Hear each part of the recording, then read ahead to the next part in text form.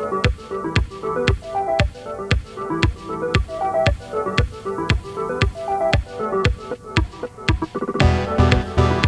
friends, welcome back to Study Circle, Proficiency at Threshold. Hope you people are staying safe. In this class, we are going to learn how to remind someone of something. This is going to be a bit interesting. ఈ క్లాస్లో మనం ఏంటంటే ఎవరైనా ఏదైనా మర్చిపోయినప్పుడు వాళ్ళు చేసే పనులని వాళ్ళకి ఎలా గుర్తు చేయాలో నేర్చుకోబోతున్నాం. అయితే మనలో చాలామందికి ఏంటంటే మర్చిపోయే స్వభావం ఉంటుంది, వాళ్ళకి అదొక హ్యాబిట్ పనులు మర్చిపోవడం.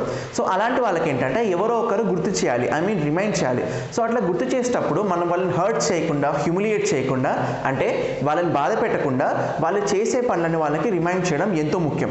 సో ఈ క్లాస్లో మనం ఏంటంటే వాళ్ళు చేసే పనులని వాళ్ళకి ఎలా గుర్తు చేయాలి, వాళ్ళు హర్ట్ అవ్వకుండా, వాళ్ళని హ్యూమిలియేట్ చేయకుండా వాళ్ళకి ఎలా గుర్తు చేయాలో నేర్చుకోబోతున్నాం. So we have 8 ways of how to remind someone of something on this board. ఈ బోర్డు మీద మనకి మొత్తం 8 రకాలు ఉన్నాయి. అవేంటంటే ఈ క్లాస్లో చూద్దాం. సో నేను మీకు చెప్పేటప్పుడు మీరు ఏం చేస్తారంటే ఒక నోట్స్ తీసుకొని ఈ 8 పాయింట్స్ నోట్ చేసుకొని అవసరం వచ్చినప్పుడు అలా యూస్ చేస్తే మీకు కూడా యూస్ చేయడం అలవాటు అయిపోతుంది. And you can become a proficient English speaker. So let's start today's class, how to remind someone of something. First one, may I remind you that. First one ఏంటంటే may I remind you that అని చెప్పేసి ఏదైతే గుర్తు చేయాలో అది ఇక్కడ fill చేసుకుంటే సరిపోతుంది. May I remind you that అని, for example may I remind you that అని వాళ్ళు ఫర్ ఎగ్జాంపుల్ ఒక మేనేజర్కి కాల్ చేయడమో అలాంటిదో అనుకోండి, may I remind you that అని చెప్పేసి అక్కడ ఆ పర్పస్ పెట్టిస్తే సరిపోతుంది. Next one, hope it didn't slip your mind. ఇదంటే కొంచెం ఫ్రేజల్ టైప్, కొంచెం ఫార్మల్గా ఉంటుంది. సెకండ్ వన్ ఏంటంటే కొంచెం ఫార్మల్గా ఉంటుంది. Hope it didn't slip your mind అంటే నీ అవుట్ ఆఫ్ మైండ్, అంటే నీ మైండ్ నుంచి ఇది వెళ్ళలేదు కదా, గుర్తుంది కదా అనమాట. So hope it didn't slip your mind. And third one వచ్చేసి I hope you haven't forgotten to. I hope you haven't forgotten to అని ఇక్కడ ఫిల్ చేసుకోవాలి. లైక్ ఒక మేనేజర్కి కాల్ చేయడం అనుకోండి, I hope you haven't forgotten to call the manager. For example ఆయన మేనేజర్కి కాల్ చేయాలి, ఆయన మర్చిపోయాడు అనుకోండి, వాళ్ళకి ఎలా రిమైండ్ చేస్తాం మనము, I hope you haven't forgotten to అని చెప్పేసి మేనేజర్కి కాల్ చేయడం కదా.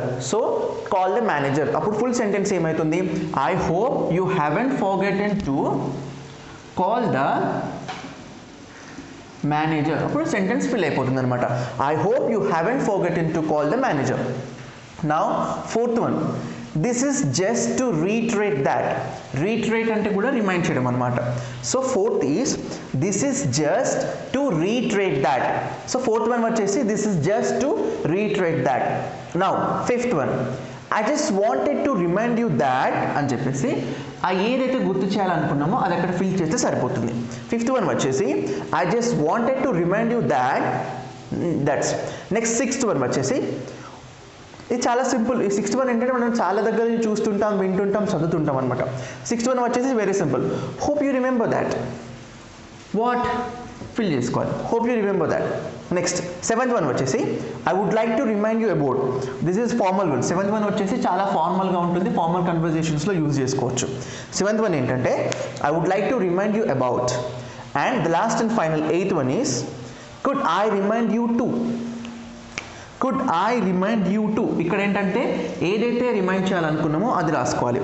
Could I remind you to. నేను ఇంతకుముందు కుడ్ క్లాస్లో చెప్పినట్టు కుడ్ అనేది మోడల్ వర్బ్ అండ్ ఈ కుడ్ అనేది పొలైట్గా రిక్వెస్ట్ చేయడం. సో ఈ పొలైట్గా ఉన్న కన్వర్జేషన్స్లో మనము కుడ్ యూజ్ చేస్తాం. ఇది మోడల్ వర్బ్.